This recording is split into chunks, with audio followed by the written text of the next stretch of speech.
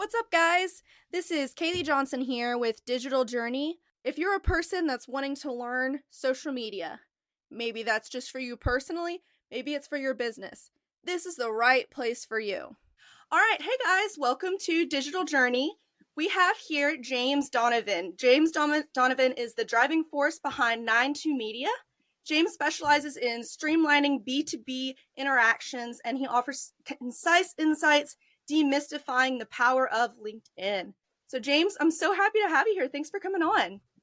Thanks so much, Kaylee. I'm looking forward to it. Awesome. Well, can you go ahead and tell us a little bit about your background and how you got interested in LinkedIn and what your kind of role is in all of that? Yeah, so I don't know how far back you want me to go, but I started this company 4.5 years ago. I was working for a advertising company in Toronto and doing some work there, and I actually ended up getting laid off around the summer before COVID. And a couple months later, I decided to start this company, not expecting the pandemic to come into play. So terrible time to start a marketing company. That's always the first budget to go. So started running Facebook ads for people. Had some issues with Facebook and decided let's transition more to like the B2B platform and working with other businesses directly. So started reading a little bit more about LinkedIn, developed a strategy there for some outreach. We initially started working with commercial cleaners on LinkedIn because it was during the pandemic. They seemed like the most obvious companies to work with who were still open. Did that for about a year and then quickly realized they were very restricted to about a 40-mile radius for who their ideal clients were. Started thinking about who can work nationwide and who can work remotely, as that was the direction the workforce was going in from the pandemic. So kind of randomly fell into the accounting space. Okay. And ever since then, for the last 3.5 years, I've been working with accounting firms, and we're doing all of their outreach for them on LinkedIn. And we're targeting other businesses for them to sell their high ticket services like fractional CFO, tax planning, monthly accounting. And that's all done through LinkedIn. That's awesome. That's super, super cool. So you said you had some issues with Facebook. So that kind of drove you to choose LinkedIn specifically? Yeah, that's right. There was we were testing out some different automations at the time. I think it was probably a blend of having 2 Facebook accounts, an automation tool adding people on Facebook. Next thing I know, Mark gave me the lifetime ban on Facebook. Up until about like a year ago or so, I was using another friend's account and then was able to eventually kind of get that transitioned into mine. But I did lose 25 years of friends and photos and everything that was on that account. So I was kind of forced into LinkedIn as the next place. That's insane. Wow. So what would you say are some unique advantages or opportunities that LinkedIn offers for marketers compared to other social media platforms? The targeting for B2B is incredible and I think highly overlooked on LinkedIn. It's amazing how targeted you could get for who you want to get in front of on LinkedIn, especially business owners. So, for example, our accounting firm, if they're looking to get in touch with HVAC companies, we can target either nationwide, state specific. That's common on most platforms. But getting in front of owners, founders, presidents, you can choose how long they've been in business for, how long they've had that title for, what their company headcount looks like, and how active they are on the platform. That makes it hyper targeted to get in front of your ideal prospects you want to speak to. And then that way, when you start reaching out to say 100 of those people per day, you know they're going to be active because you can check that one of the filters is that they posted on LinkedIn in the last 30 days. So that alone tells us they're checking the platform more often than someone who maybe logs in once a month. That makes sense. That's a lot of tools. Very, very, very cool. I bet that's overwhelming for some people entering into it, seeing all those specific things that you can narrow down. So do you have a couple top ones that you think are really important when you're trying to narrow it down? Or would you say they're all equal? I would say the their activity levels in the last 30 days. is really important. It's going to drop your overall search by a lot, but that's fine because, it's again, hyper focused. That's one I would look at. Job titles of who you actually want to speak to, very important. And then how long they've either been in that position or how long they've had their company for. There's definitely some targeting you can do where you may get in front of someone who just started their business, say 2 weeks ago, or they just created their account. Probably not the best fit, like on a larger scale. Not saying that person wouldn't be a good fit, kind of the one off, but in general, they're probably not a great fit. So if you can focus on people, I always like to go at least 3+ years in business, 3+ years in that position, and they've been active on LinkedIn in the last 30 days, you're likely to have a really solid conversation with someone. That's awesome. That's really good to know because LinkedIn can definitely look overwhelming looking at it all and knowing, oh my goodness, there's so many people on there. I don't know who to reach. So that's really, really helpful. How important do you think networking and relationship building in LinkedIn is for fostering connections versus cold outreach, and how do you approach that?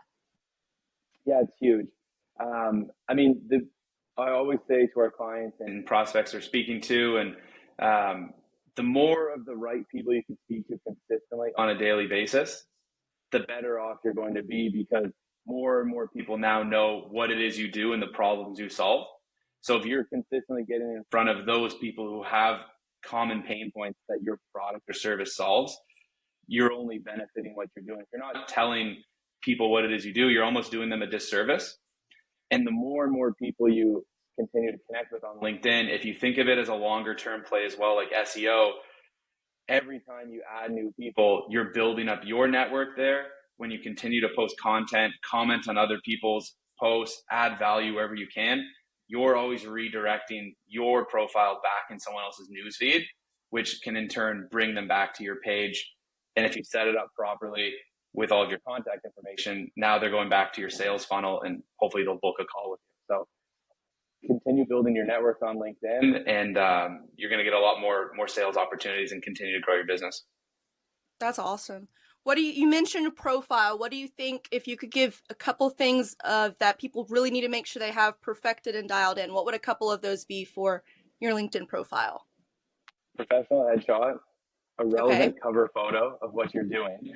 A lot of people either have nothing on there, so their profile looks very boring. They send out a connection request. They're like, I don't want to accept this person. Like, there's nothing that stands out about them. So have what it is you do. Ideally, the problem you solve right in your cover photo. Have your contact information. Far too many people are afraid to give out their information, but how is anyone going to get in touch with you if they're interested in your services? Have your phone number and your email on your page, ideally in your cover photo as well. And I would have in your bio section exactly what you do. So your elevator pitch. There's a really cool feature that's often overlooked as well, the pronunciation section that you can do on your mobile app. A lot of people use that to pronounce their name. Really boring way to use it. You have about 8 to 10 seconds. Use that to pitch what it is you're doing or invite people to look at your page or invite them to schedule a call with you. So it adds a lot more animation to your profile. And then have a calendar link where people can get in touch with you. I would say those are maybe 5 or 6 the most important things.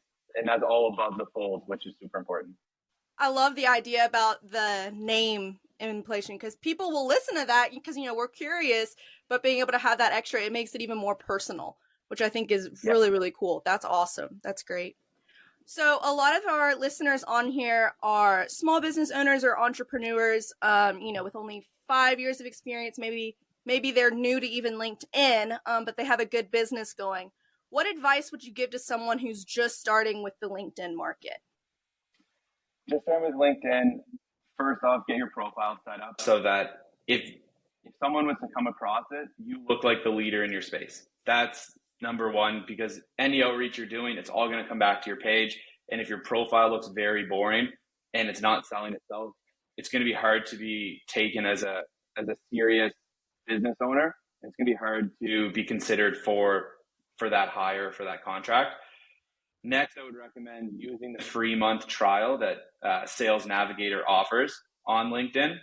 And then from there, just start filtering and playing around with the filters to figure out who's my ideal client, put in those filters, and from that list you're going to get on the right, just manually go down the list and start messaging these individuals. Ideally, other profiles who are also premium users, because they're paying to be on the platform, they're investing to be there, they're more likely to see your message faster than someone else.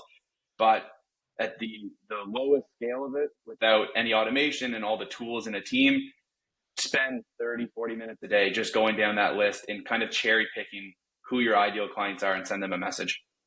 That's awesome. No, that's really great, really valuable. How often do you think, how important is posting consistently on LinkedIn and making sure you're creating organic content when you're specifically using LinkedIn for a lead generation? It's huge. That's something we're starting to encourage our clients to do a lot more, because you can't just send out messages to people all the time. But if you're also popping up in their newsfeed, providing value, taking polls, asking questions, commenting on your competitors' posts, commenting on other businesses' posts, you're again providing value to your network, which in turn, when they get a message from you, it's going to connect and hit a lot more. But also from a prospecting standpoint, every time you take an action on LinkedIn, it is going to pop up in all of your connections news feed that you either liked a post, that you commented on something, that you post something. So again, you could always redirect traffic back to your page. And when set up properly, they can just go through that sales funnel and book a call. And you're having more qualified conversations based off of those consistent actions. It's boring, it's not pretty, but that's the stuff that converts and gets you paid. That's amazing. No, that's really good. Consistency is the key, and being willing to put in that effort even when it feels like nothing's coming about, that's what's really gonna get you and drive people to your business. So I think that's great. If you could say one thing to the listeners, one tip, one piece of advice that we haven't gone over, what would that be? Don't quit. I guess you kind of just touched on the consistency, but consistency really is key. It is a long-term play. So just think of it that every single day you're planting these seeds and you're watering them, and you're just continuing to grow that garden. And the more you can get out in front of your ideal audience, the more people are going to know what you do, but you're also going to get feedback on what types of messages don't work. Biggest thing I would say is just like pique someone's curiosity with a really short message and kind of agitate the pain point that your audience has. Far too many people are sending novels in their cold messages. That doesn't work. And I think everyone who's probably listening to this has a ton of messages in their inbox that it's terribly long. They're replacing first name, they're replacing company name, and it's all about them. Have a conversation, be a human with them, and see if you can help them. And if you can, continue on the conversation. But enough with the novels, like just 2 to 3 sentences max. That's great. And that also saves, us time. We're not having to worry about coming up with novels. We can be genuine and real. So I think that's really valuable. So where can our listeners find you? What platforms are you on? How can they reach out to you if they're wanting to learn more about any of that? LinkedIn. It seems like the obvious answer. Right. So James Donovan on LinkedIn. Instagram, we have a business account there, Accounting Leads Now. I would say those are probably the two. I guess Facebook as well. We're on Facebook, so 92 Media, or my personal profile, James Donovan, now that it's back.